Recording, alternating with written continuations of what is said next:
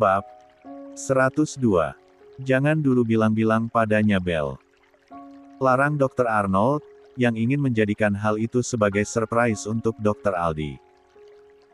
Bella tersenyum, dan menggelengkan kepalanya. Ibu juga tidak akan kamu kabari Mas. Kalau lusa kita pulang? Tanya Bella lagi. Tentu tidak.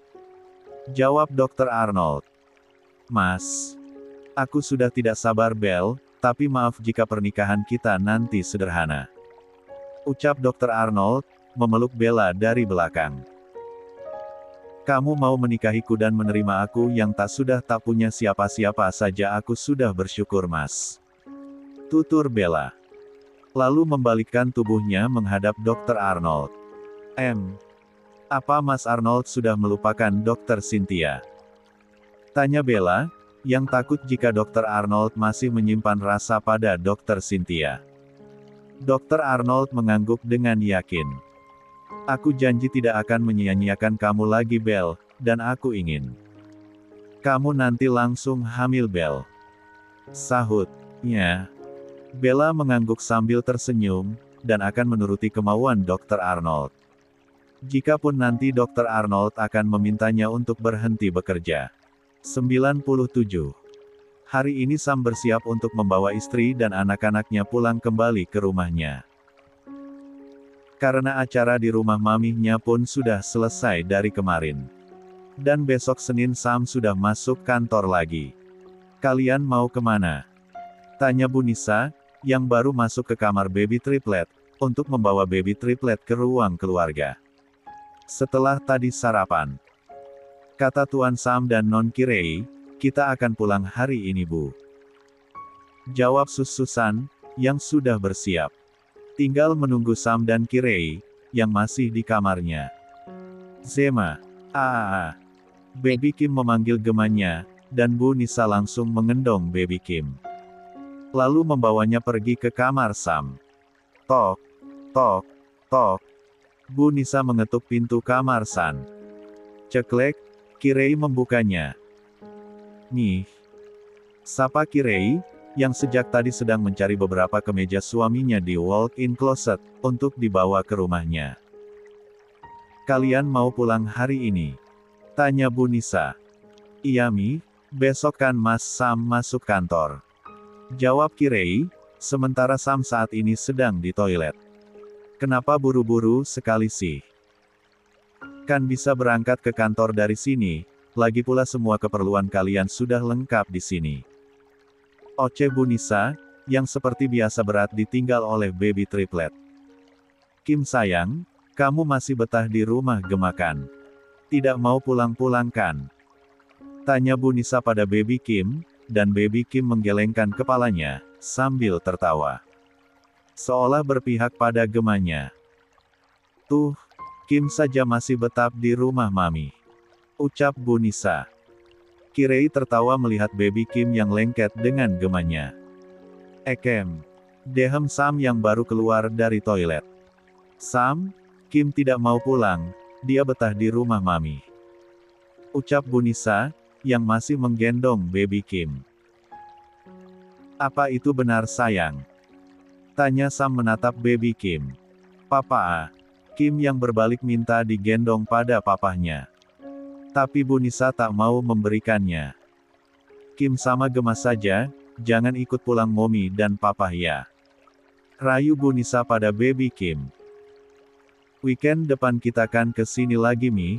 Setiap weekend kita akan ke rumah Mami, atau Mami yang ke rumah kita. Ucap Kirei membujuk maminya, agar Bu Nisa tak terlalu melau saat akan ditinggal pergi. Sudah ketemu? Tanya Sam. Ada dua Mas, yang satu lagi entahlah nyelip di mana. Sahut Kirei. Kirei mengambil tasnya, lalu memasukkan handphonenya dan handphone Sam ke dalam tasnya. Setelah itu mereka keluar dari dalam kamar utama Sam, dengan wajah Bu Nisa yang murung. Karena sebentar lagi akan berpisah dengan baby triplet. Sam dan Bu Nisa langsung ke ruang keluarga, sementara Kirei ke kamar baby triplet untuk membantu Susan dan Laras. Sayang, kita pulang ke rumah kita ya sekarang. Ucap Kirei, lalu memangku baby Ken. 98. Ayo Sus. Ajak Kirei. Sus laras memangku baby Semi, dan Sus-Susan membawakan tas yang berisi perintilan baby triplet. Ah, jagoan Genpa. Kap, kap. Pak Reza yang langsung mengambil dan menciumi baby Semi. Sejenak, Sam dan Kirei membiarkan dulu Bu Nisa dan Pak Reza bermain dengan baby triplet-triplet. Dan setelah itu, barulah mereka pulang. Nih, Pi, kita pamit pulang dulu ya. Ucap Kirei, menyalimi tangan mami papihnya. Sama, Ba. Kim yang dipangku oleh Sam menggoda gemanya. Sam, Kim di sini saja sama mami, lusa baru mami pulangkan ke rumah kalian. Pinta Bu Nisa. Nih, mereka itu tidak boleh dipisahkan. Sahut Sam beralasan, padahal memang dirinya juga yang tak bisa berpisah dengan salah satu baby triplet. Bu Nisa dan Pak Reza mengantar kepulangan baby triplet sampai ke depan. Dadah. Gema. Genpa. Ucap Kirei, sehingga baby triplet melambaikan tangannya pada Bu Nisa dan Pak Reza di dalam mobil. Kiss bye sayang. Titah Kirei pada baby triplet. Wah. Ketiga bayi-bayi pintar itu sudah mengerti instruksi mominya. Bu Nisa pun membalas lambaian tangan dan kiss bye dari baby triplet. Sampai akhirnya Sam mulai melajukan mobilnya keluar dari rumah maminya. Pi, rumah kita sepi lagi. Keluh Bu Nisa, dengan wajahnya yang ditekuk. Ya bagaimana lagi Mi, kita ini kan hanya kakek neneknya saja, Sam dan Kirei lebih berhak atas baby triplet. Apalagi mereka juga baru merasakan punya anak. Tutur Pak Reza, membawa Bu Nisa masuk ke dalam. Sinta dan Roy juga jarang main dan menginap di rumah kita Pi. Bu Nisa yang sepertinya iri, karena semenjak menikah Roy dan Sinta tinggal menetap di rumah ibunya Sinta. Pak Reza hanya tersenyum saja, mendengar keluh kesah istrinya. Yang menginginkan selalu berkumpul dengan anak-anak dan menantunya. Setelah menempuh perjalanan kurang lebih 20 menit, Sam, Kirei dan baby triplet sudah sampai di istana mereka. Bos Sumi pun langsung menyambut mereka. Tuan, Non. Sambut Mbok Sumi. Bo, maaf ya kita tinggal lama. Sahut Kirei, sambil tersenyum. Papa, baby Ken, yang sedang digendong Sus laras, memanggil papahnya. Sam pun langsung mengambil alih baby Ken, dan membawanya ke samping kolam berenang. No Ken, nanti momimu marah, jika kita berenang sekarang. Ucap Sam, di mana kaki baby Ken langsung kelonjotan saat melihat air di kolam. Sus gantikan bajunya dulu ya. Aku mau buat cemilan mereka dulu. Ucap Kirei, lalu pergi ke dapur, dan membuka kulkas. Sis Susan dan Laras pun langsung menggantikan baju baby Kim dan Semi, karena baby Ken masih bersama papahnya. Ras, kamu kenapa sih dari kemarin senyum-senyum terus? Tanya Sus Susan. Dan Sus Laras tak menjawabnya, bagaimana dia tidak senyum-senyum sendiri. Karena sekarang Sus Laras sedang kasmaran, di mana Rizal terus saja menghubunginya via pesan. 99. Di kamarnya saat ini Sinta sedang mencukur brewok pada rahang dan dagu suaminya. Karena besok tentunya Roy masuk kantor. Sudah Mas, sudah bersih dan celing lagi. Ucap Sinta. Roy pun membuka matanya, lalu bangun untuk melihatnya di depan cermin. Akhirnya ketampananku kembali. Ucap Roy, sambil tersenyum, dan meraba wajahnya. Tapi lebih maco kalau brewokan Mas, dan juga bikin geli jadinya. Sahut Sinta. Sambil nyengir. Semakin bertambah usia kehamilannya, Sinta semakin random dan manja sekali pada Roy. Semua yang dia inginkan harus dikabulkan oleh Roy, termasuk. Mas, jadikan nanti kita makan pecel lele. Tanya Sinta, yang sudah request sedari pagi. Jadi dong, aku juga ingin makan pecel ayam, sahut Roy.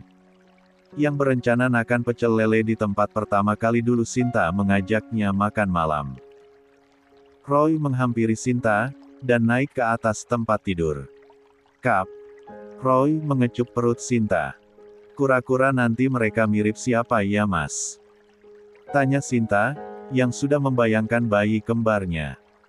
Itu. Kalau cowok mirip denganku, dan cewek mirip denganmu. Asal jangan sifatnya saja mirip denganmu. Sahut Roy. Au. Sinta langsung menjewer telinga suaminya. Jam 7 malam Sinta dan Roy sudah bersiap untuk pergi ke tempat makan pecel ayam kaki lima. Sinta menggunakan daster dan jaket sebagai luarannya. Sinta sekarang sudah tidak percaya diri memakai baju-baju ketat, karena berat badannya yang naik. Ayo mas, takut keburu rame. Ajak Sinta, menarik Roy yang sedang merapikan rambutnya. Ceklek, Sinta dan Roy keluar dari kamar mereka. Mah, Sinta dan Mas Roy mau makan di luar ya. Sinta lagi ngidam makan pecel lele yang ada kumisnya. Ucap Sinta, yang membuat Bu Mira tertawa dengan candaannya itu. Iya, hati-hati di jalan, jangan pulang terlalu malam, sahut Bu Mira. Sinta dan Roy pun kini sudah di perjalanan menuju ke tempat penjual pecel lele itu. Dan untung saja tempatnya belum terlalu rame. Sehingga Sinta dan Roy masih kebagian meja makan. Mas, pecel lelenya 1 porsi, dan pecel ayamnya 2 tapi nasinya 1 saja. Minumnya es jeruk sama air mineral. Pesan Sinta. Roy dan Sinta duduk berdampingan, dengan wajah Sinta yang terlihat senang sekali. Mas, sahut Roy melirik pada Sinta, dan Sinta hanya nyengir saja. Roy pun meraih tangan Sinta, dan tanpa ada rasa malu Roy terus menciumi tangan Sinta, sambil menunggu pesanan makanan mereka datang. Terima kasih. Ucap Roy, saat pesanannya sudah datang. 100. Roy langsung mencuci tangannya dulu di air kobokan yang sudah disediakan. Karena dia akan makan menggunakan tangan. Air liur Roy terasa ngeces saat melihat sambal pecel itu. Kenapa? Tanya Roy, di mana dirinya sudah mulai makan, dan melihat Sinta sejak tadi terus memperhatikan ikan lelenya. Mana kumisnya mas? Uhuk. Roy langsung tersedak dan minum. Maksudmu? Aku ingin makan ikan lele yang ada kumisnya. 101.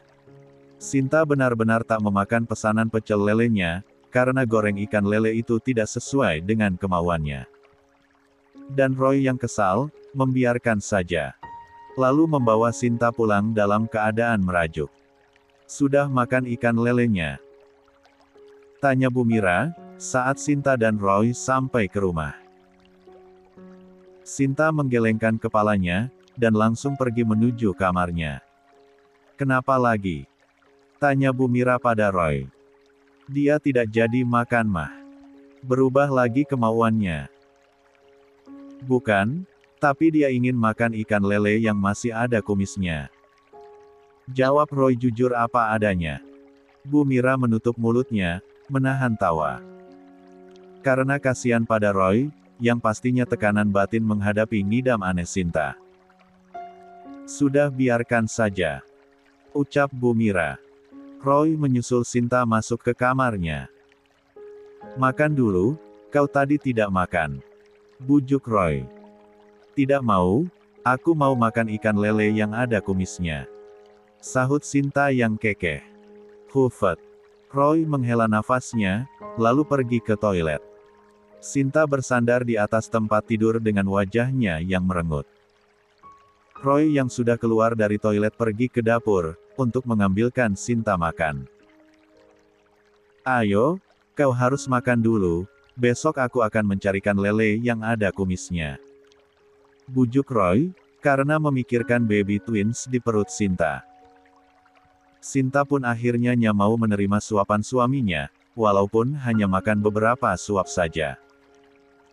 Berbeda dengan Sinta dan Roy, Adam sekarang ini sedang memijat betis Sylvia yang mengeluhkan pegal-pegal, karena kehamilannya yang susah memasuki trimester ketiga.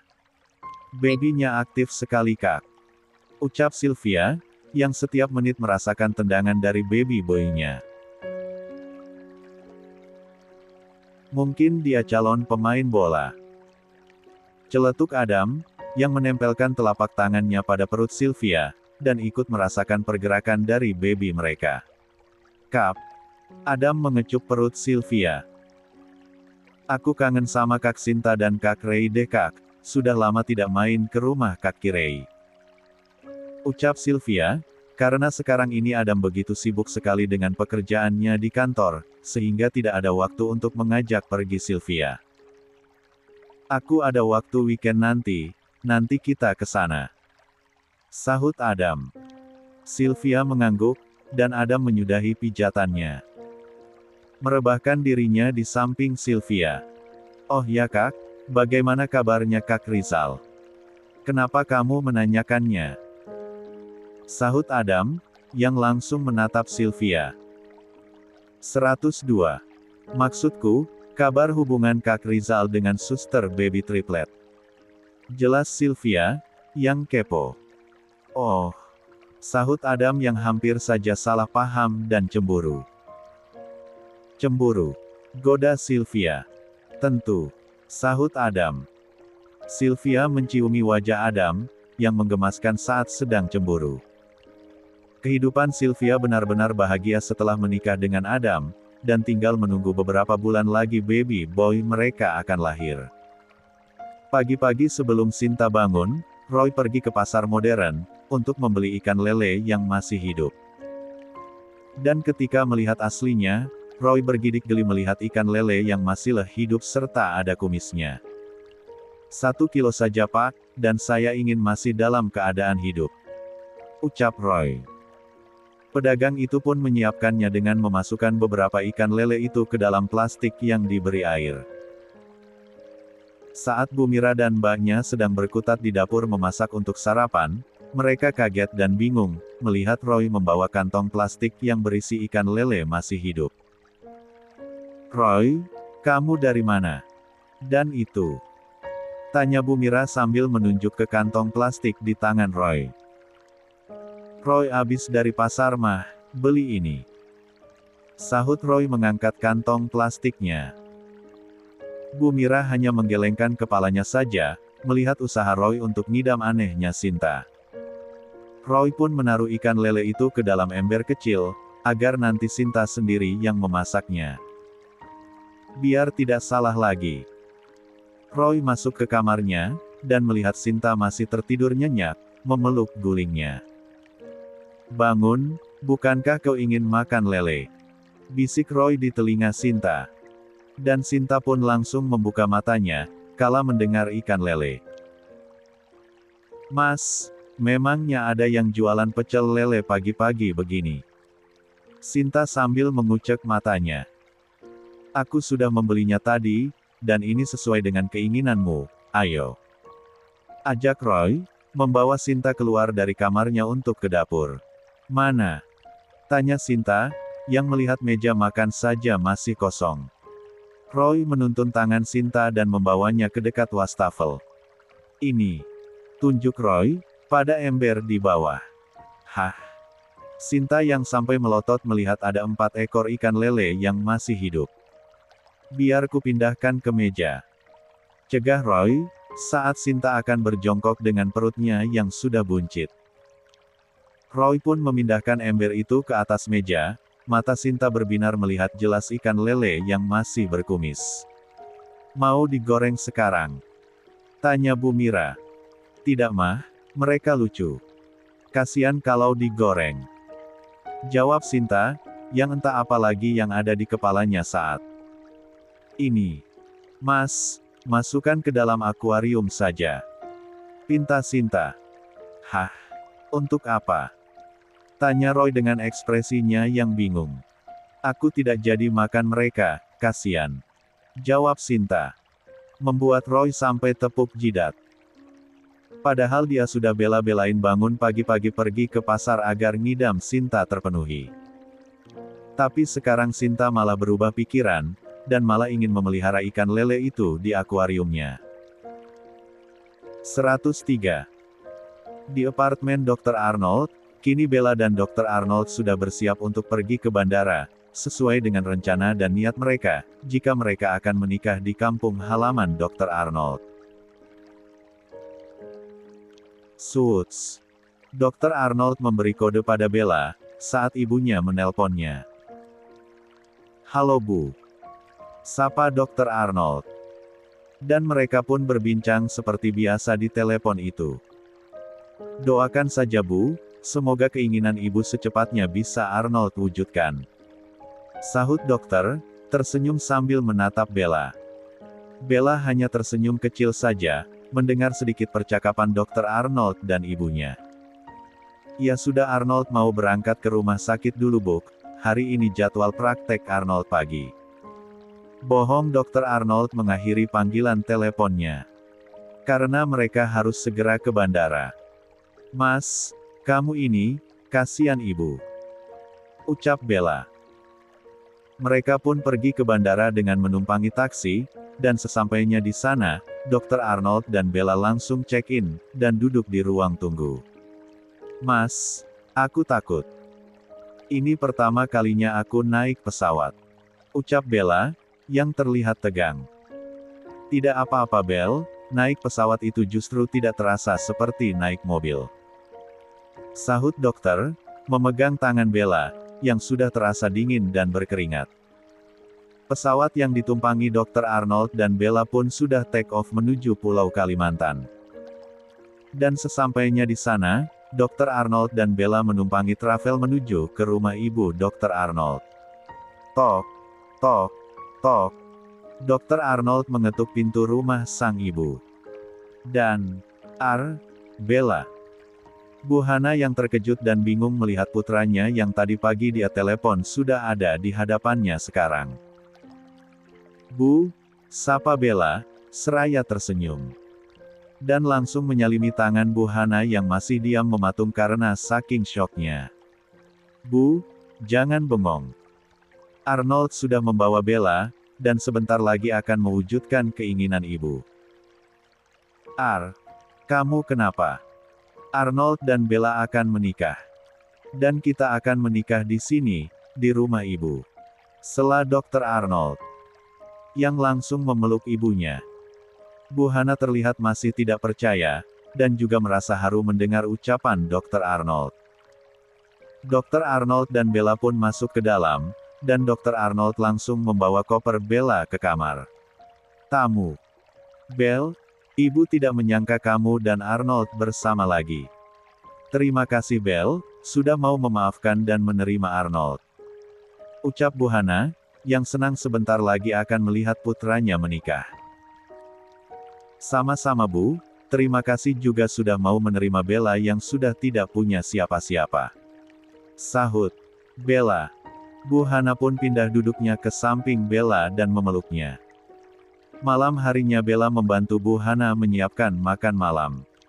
"Mas, awas nanti ada ibu," Dr. Arnold yang biasa mengganggu Bella, saat Bella sedang masak di dapur.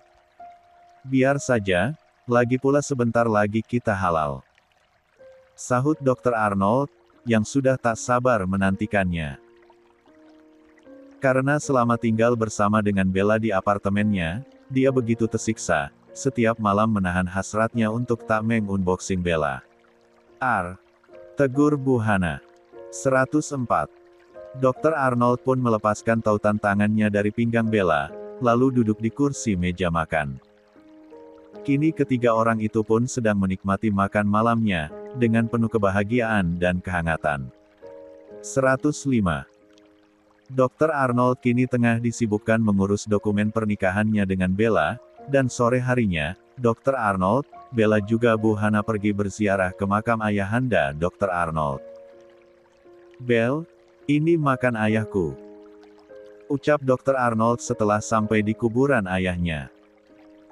Bella mengangguk, dengan wajahnya yang berubah menjadi sendu. Karena dia teringat pada kedua orang tuanya yang sudah tiada juga. Yah, Arnold sebentar lagi akan menikah. Arnold janji tidak akan melupakan tanggung jawab Arnold pada ibu. Arnold akan selalu ada untuk ibu. Ucap Dr. Arnold di pusara sang ayah. Mata Bu Hana sudah berkaca-kaca merasa haru. Mereka pun menaburkan bunga dan air pada makam itu, setelahnya membacakan doa. Setelah pulang dari makam, Bu Hana membahas tentang acara pernikahan Dr. Arnold nanti, yang hanya akan dihadiri oleh keluarga dan tetangga terdekat. Bel, kamu kenapa?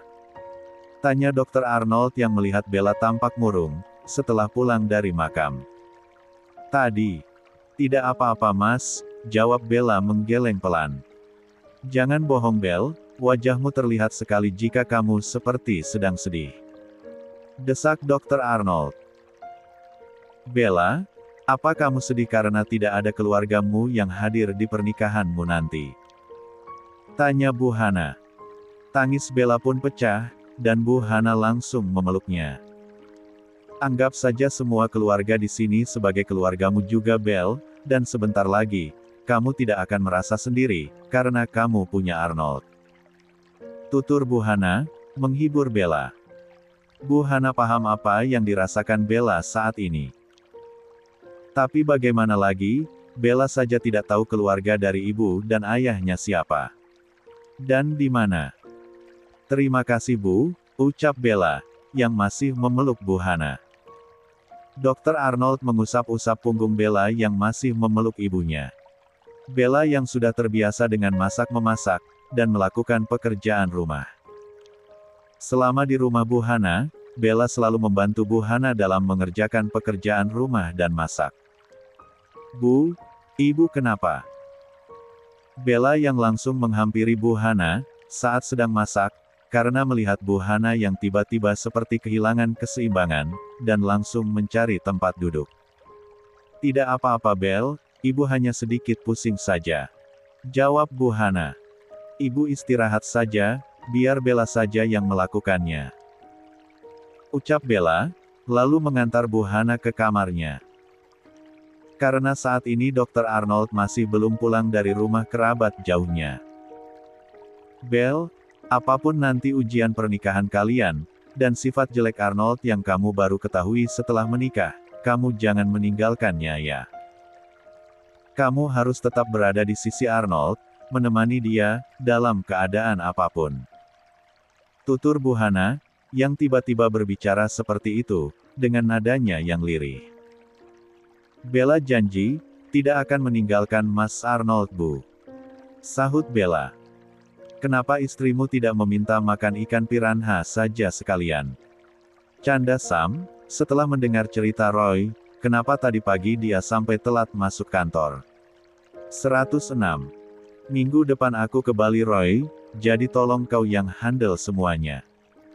Ucap Sam, yang sudah membereskan barang-barangnya, untuk pulang. Kenapa tidak minta papi saja, aku juga ingin refreshing. Sahut Roy, yang sepertinya ingin ikut liburan juga. Mana mau papi, dia itu sekarang sedang sibuk dengan dunianya sendiri, dan menghabiskan waktu dengan mami setiap harinya. Aku takut Sinta malah ingin ikut juga, kalau tahu kalian akan liburan ke Bali.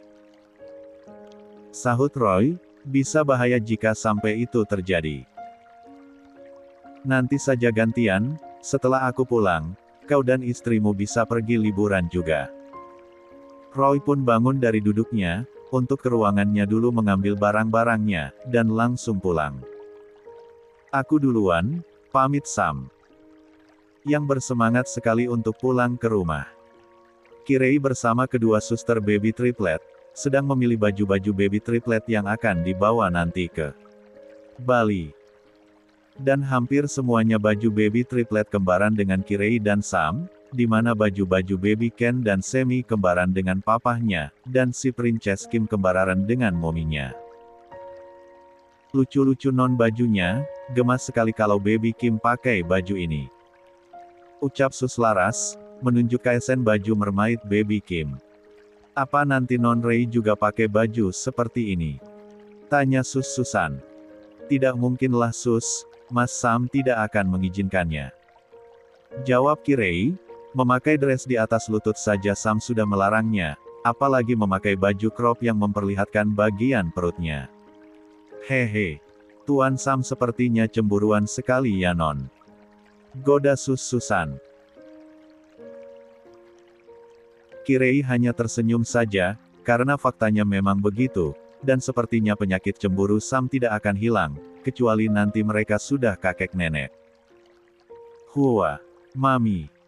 Baby Kim yang menangis saat baru bangun tidur, dan merangkak untuk turun dari ranjangnya. Kim, sayang kenapa nak? Kirei yang langsung mengambil Baby Kim, dan memangkunya. Mami, Hua. Kim yang masih menangis, sambil mengucek-ngucek matanya. Mimpi buruk kali Non. Ucap Sus Laras, yang melihat Baby Ken dan Semi masih tertidur pulas. Saking sibuknya sedari tadi di kamar Baby Triplet, Kirei sampai melupakan jam pulang kantor suaminya. Sayang Momi, kita ambil cemilan yuk. Kirei membawa Baby Kim keluar dari kamarnya, takut mengganggu tidur kakak dan adiknya, karena Susan dan Laras masih sibuk.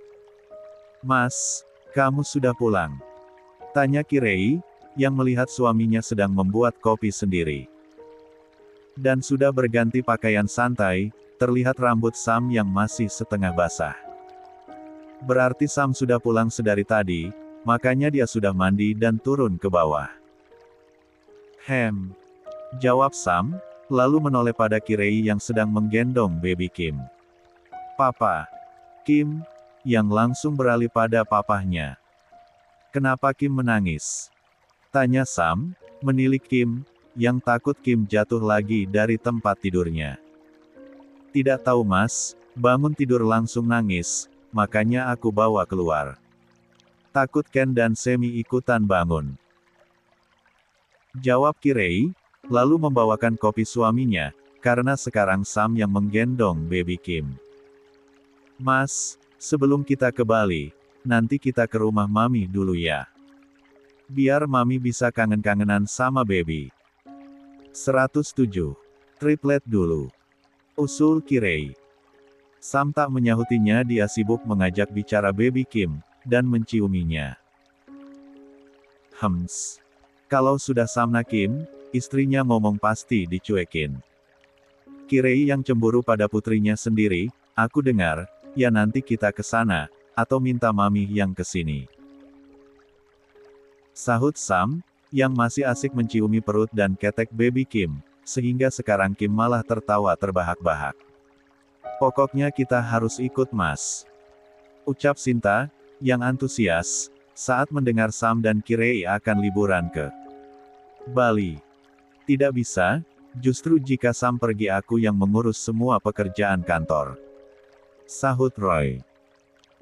Tutup saja kantornya selama 1 minggu, agar semua karyawannya juga libur, lagian Om Sam sudah banyak uangnya ini, tidak akan jatuh miskin karena libur 1 minggu. Celetuk Sinta dengan entengnya.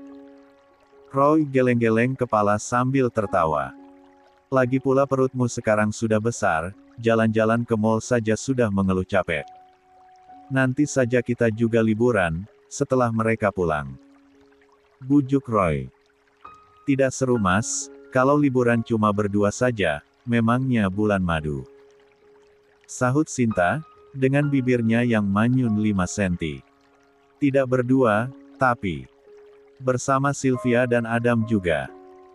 Ucap Roy, menghampiri Sinta, dan mencubit pipinya yang sudah seperti bakpao. Serius Mas, Sylvia dan Kak Adam mau ikut juga? Tanya Sinta, yang raut wajahnya berubah girang lagi. Roy langsung membawa Sinta ke pelukannya, dan merebahkan tubuhnya di atas kasur. Pasti ada maunya. Celetuk Sinta, jika suaminya sudah mode kucing, mengendus-endus lehernya. Roy tersenyum, lalu perlahan membuka satu persatu kancing baju Sinta. 108. Saat Kirei, Sam dan baby triplet bersiap untuk pergi ke rumah maminya. Mobil Roy baru memasuki gerbang rumah Sam. Bukannya itu mobil Tuan Roy, Mas. Ucap Kirei, di mana mereka semua sudah berdiri di luar pintu rumahnya, untuk masuk ke mobil. Dan Sinta, si bumil yang badan dan pipinya sudah mekar, langsung keluar dari mobil itu. Dengan suaranya yang heboh. "Halo, Everyone," ucap Sinta, yang membuat Kirei nyengir, dan Sam mengangkat sudut bibirnya atas. "Anti, Anti." Kim yang juga heboh memanggil Sinta, dan tertawa. "Sam, kalian mau kemana? Bukankah jadwal kalian ke Bali besok?" tanya Roy. "Ke rumah Mami, kau sendiri mau apa ke rumahku pagi-pagi?" sahut Sam, bertanya balik. "Aku ingin bertemu baby triplet dulu, sebelum mereka holiday, bisa-bisa pas balik kulit mereka jadi eksotis," sahut Sinta, yang mencubit-cubit pipi baby Kim, karena hanya Kim dan Semi saja, yang bersahabat dengan Sinta. Di mana wajah baby Ken selalu datar, sama seperti biangnya. Jadi bagaimana dong Mas?" tanya Kirei. "Tidak jadi berarti, telepon saja Mami. Suruh Mami yang ke sini," sahut Sam, yang sebenarnya dia juga malas keluar rumah. Sam kembali masuk ke dalam, dengan baby Ken. Sinta langsung nyengir dan girang, akhirnya mereka berkumpul di rumah baby triplet. "Sus, tolong pegang Kim dulu, aku mau menelpon Mami," ucap Kirei, lalu mengambil handphonenya di dalam tasnya. Tut, tut, tut. Sambungan telepon yang sudah terhubung. "Halo Mi, kita tidak jadi ke rumah Mami, karena Sinta dan Tuan Roy ternyata ke sini. Bagaimana kalau Mami saja yang ke rumah Rei, dan kita kumpul di sini? Nanti Rei masakin soto tauco deh," bujuk Kirei. Ya sudah, Mami dan Papi siap-siap dulu," sahut Bu Nisa mengalah. "Yang penting bisa bertemu dengan baby triplet dulu, sebelum mereka ke Bali nanti." Kirei menutup sambungan teleponnya. "Gimana Rei?" tanya Sinta, yang duduk di karpet dengan kaki selonjoran, dan makan buah semangka. "Mami dan Papi on the way ke sini," sahut Kirei, dengan mengangkat jempolnya. Kirei pun bangun dari duduknya, bergegas ke dapur untuk membuat soto tauco menyambut maminya. Sinta dan Roy bertugas mengasuh baby triplet, yang sekarang sudah bisa berdiri dan berjalan beberapa langkah. "Mas, lihat mereka sudah bisa berdiri dan berjalan sekarang," ucap Sinta, yang baru mengetahuinya. "Sudah lama non, cuma kadang masih sering jatuh.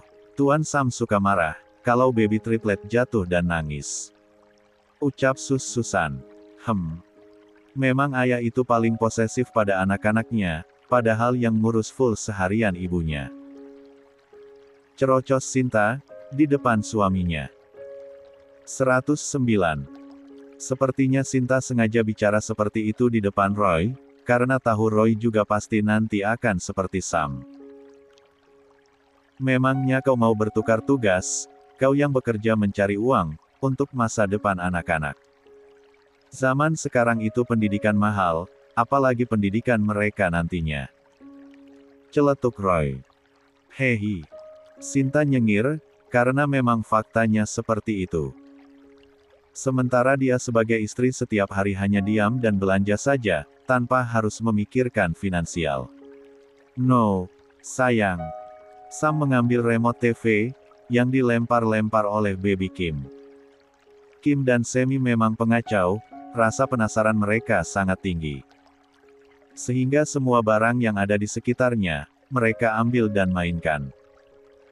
Sekarang rumah itu selalu berantakan karena ulah baby triplet, kecuali Ken, yang hanya fokus pada mainannya saja. "Papa, Moon." Kim meminta minum, Sus Laras langsung memberikan botol minumnya. "Kak ayo." Sylvia, yang sudah tahu jika Sinta dan abangnya sedang di rumah Kirei. Karena tadi Sinta mengirimi Sylvia pesan, menyuruh mereka untuk menyusul ke sana. Iya, iya. Adam mengambil kunci mobilnya, lalu mereka keluar dari kamar mereka. Bu, ya, Adam dan Sylvia mau ke rumah baby triplet dulu. Kebetulan Sinta dan Roy juga di sana. Pamit Adam. Iya, hati-hati di jalan Dam, titip salam untuk Kirei, Sam, Roy dan Sinta ya. Sahut Bu Yanti, yang sekarang merasa keluarganya tentram, karena sudah tidak menerima teror lagi dari Selin. Adam dan Sylvia, sampai ke rumah baby triplet, berbarengan dengan Bu Nisa dan Pak Reza. Sylvia, Adam, kalian ke sini juga. Bu Nisa yang turun dari mobilnya. Dan langsung memegang perut. Sylvia, iya Mi, tadi dikasih tahu Kak Sinta. Sahut Sylvia, yang juga sudah lama tidak bertemu dengan Bu Nisa. Nih, Pih, sapa Adam, menyalimi tangan Bu Nisa dan Pak Reza. Mereka masuk ke dalam bersamaan, dan Bu Nisa langsung heboh disambut baby Semi, yang langsung menghampirinya. Jemaah. Semi sayang, Bu Nisa langsung meraih tubuh Semi dan menggendongnya. Kap, kap. Bu Nisa menciumi pipi baby Semi, dan mengusap-usap lututnya yang memerah, bekas merangkak, dan jatuh saat belajar berjalan. Nih, papi. Sapa Sinta. Bu Nisa menghampiri Sinta, dan duduk di sampingnya. Sehat sekali Mommy Twins. Ucap Bu Nisa, karena melihat badan Sinta yang gemoy sekarang. Ini karena kurang gerak nih, sahut Sinta. Mereka pun berkumpul dan bermain dengan baby triplet. Setelahnya mereka makan siang soto tauco buatan Kirei. Di rumah Bu Hana, sekarang sudah banyak keluarga, dan tetangga terdekat yang hadir di rumahnya. Karena tiba-tiba saja Bu Hana meminta agar pernikahan Dr. Arnold dan Bella dipercepat. Dan jam 4 sore nanti Dr. Arnold akan melangsungkan ijab kabul pernikahannya dengan Bella. Kamu tampan sekali, ibu bahagia melihat kamu dan Bella akan menikah sore ini. Ucap Bu Hana. 110. Menghampiri Dr. Arnold ke kamarnya. Di mana Dr. Arnold sudah bersiap, mengenakan kemeja putih, jas hitam, dan peci hitam menutupi kepalanya. Bu, ibu yakin tidak apa-apa? Kenapa semenjak Arnold pulang, ibu kelihatan seperti kurang sehat? Tanya Dr. Arnold yang curiga dengan kesehatan ibunya. Yah, namanya juga sudah tua kamu kan tahu, kalau ibu punya penyakit hipertensi dan asam urat. Sahut Bu Hana, dengan tersenyum kecil. Setelah rapi, Dr. Arnold pun keluar dari kamarnya bersama Bu Hana, di mana penghulu dan saksi sudah duduk di sana. Dan Bella masih di kamarnya, bersama adik dari Bu Hana. Sebentar, ibu panggil Bella dulu.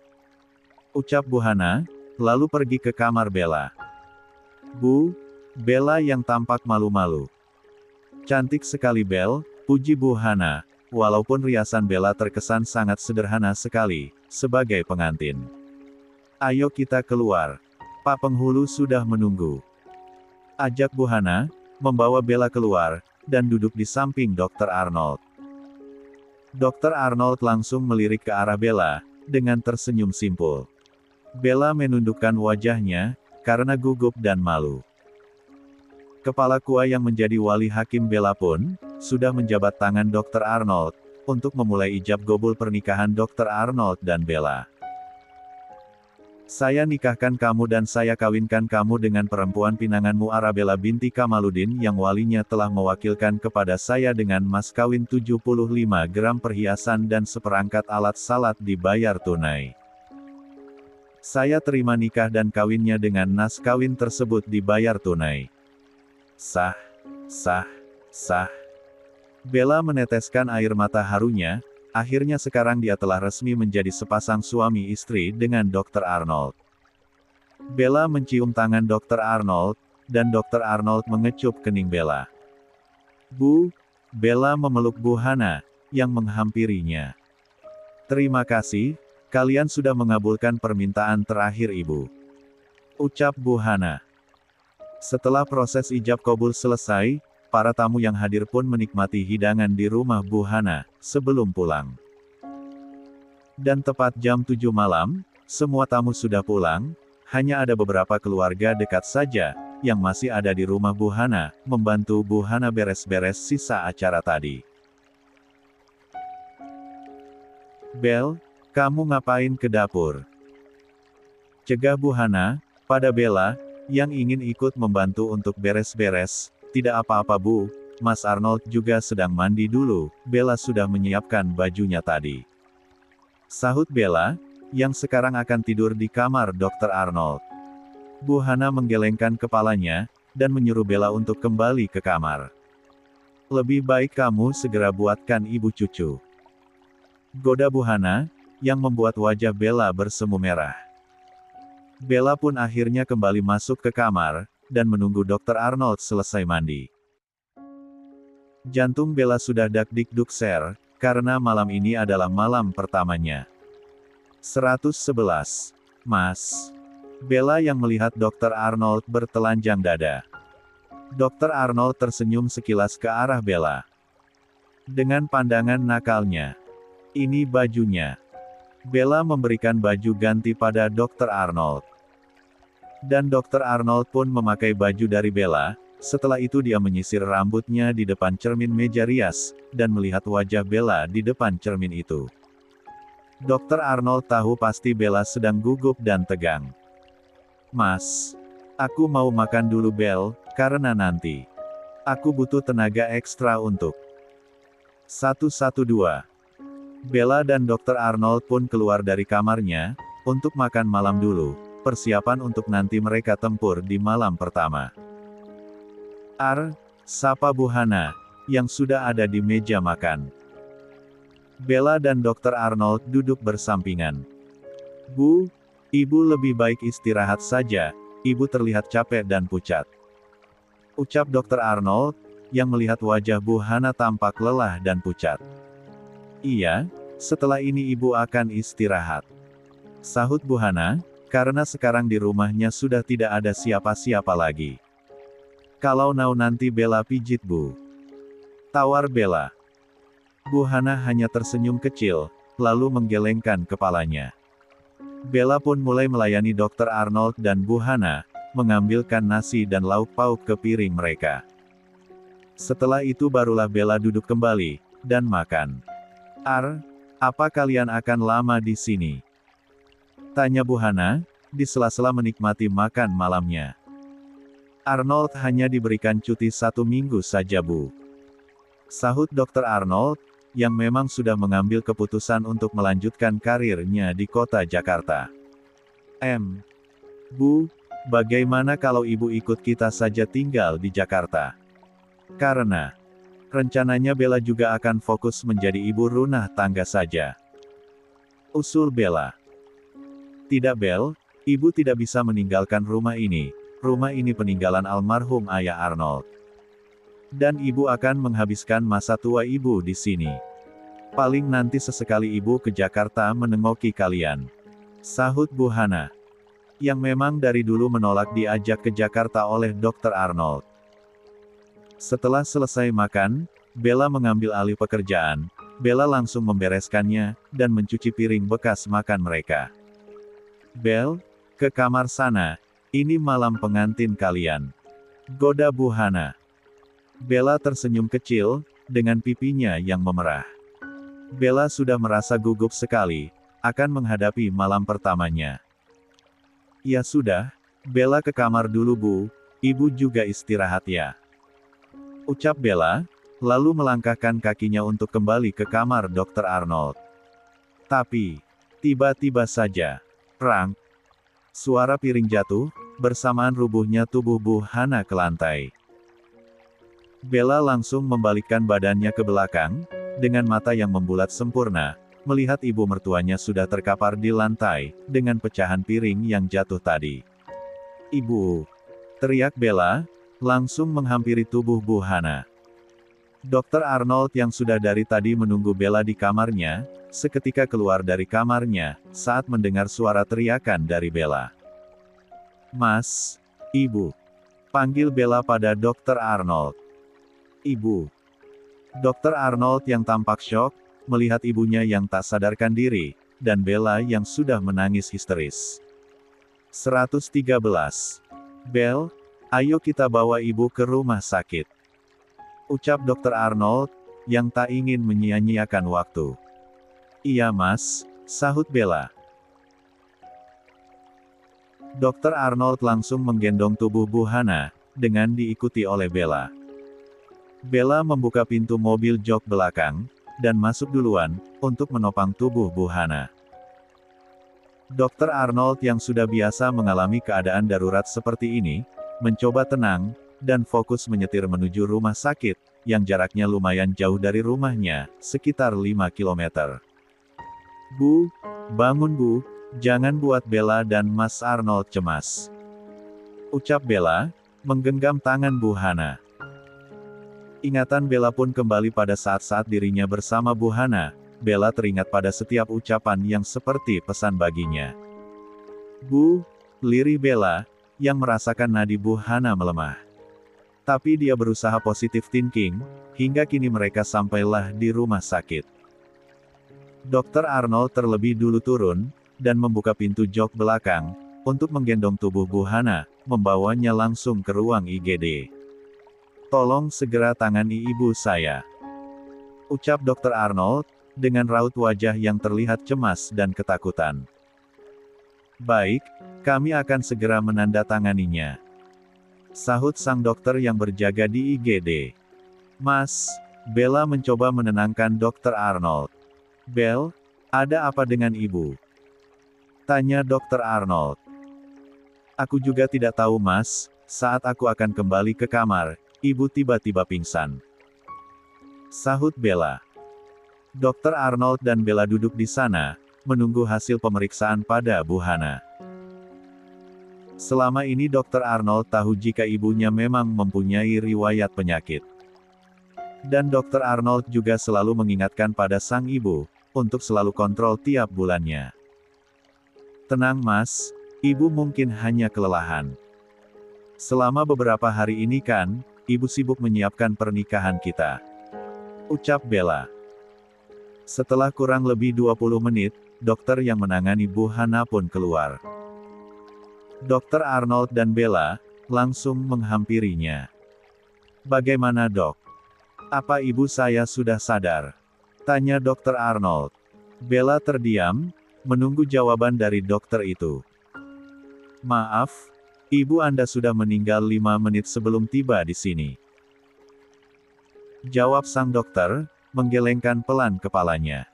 Tidak mungkin. Ibu." Dr. Arnold dan Bella langsung masuk ke dalam sana. Dan melihat Bu Hana sudah pucat, terbujur kaku. "Ibu," raung Dr. Arnold. Begitupun dengan Bella, yang juga sudah berlinang air mata memeluk jasad Bu Hana. Hari yang tadinya menjadi hari kebahagiaan bagi Bu Hana, Dr. Arnold dan Bella. Malam ini menjadi penuh kesedihan dan air mata. Bella yang baru merasakan kasih sayang seorang ibu dari Bu Hana, kini dia kehilangan ibu mertuanya yang dia harapkan akan selalu mendampinginya sebagai seorang ibu. Dr. Arnold pun membawa jenazah Bu Hana kembali ke rumahnya, untuk dikebumikan besok pagi. Karena saat ini waktu sudah menunjukkan pukul malam. 114. Sesampainya di rumah, semua keluarga pun sudah ada di sana, untuk membantu proses pemakaman Bu Hana, dan membantu mengurus acara 7 hariannya nanti. Bella dan Dr. Arnold masuk ke kamarnya, mereka berpelukan, saling menguatkan dan mengikhlaskan kepergian Bu Hana. Jam 9 pagi, jenazah Bu Hana pun sudah selesai dimakamkan. Bella dan Dr. Arnold masih berada di sana, di saat yang lainnya sudah pada berpulangan. "Bu, semoga ibu tenang di sana bersama ayah. Terima kasih sudah menjadi saksi." Arnold menikabi Bella. Arnold janji akan hidup lebih baik. Dan menjadi dokter yang sukses, seperti keinginan ibu dulu. Lirih Dr. Arnold, yang masih menetes air matanya.